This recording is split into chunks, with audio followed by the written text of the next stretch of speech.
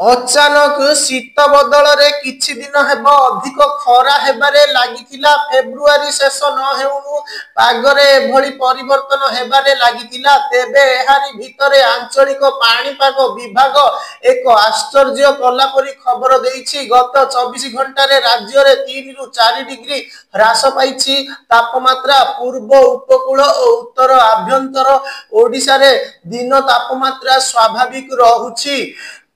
आगामी 3 दिन पर्यंत तापमात्रा ह्रास हेबा नै आगुआ आकलन करिछि पाणीपाग विभाग। दिन तापमात्रा सह राति तापमात्रा ह्रास होइछि, जार प्रभाव रे राज्य रे हालुका शीत अनुभव हेउछि।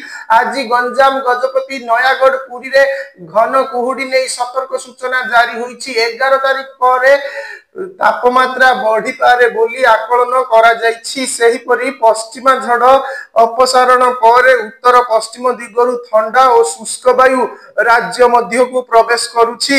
एथिसह गुरुचाप बलय देशर मध्य भाग को स्थानांतरण हेतु एही प्रक्रिया आहुरी प्रशमित होइछि। परिणाम स्वरूप ओडिशार केतेक अंचल रे सर्वनिम्न तापमात्रा तळमुहा होइछि।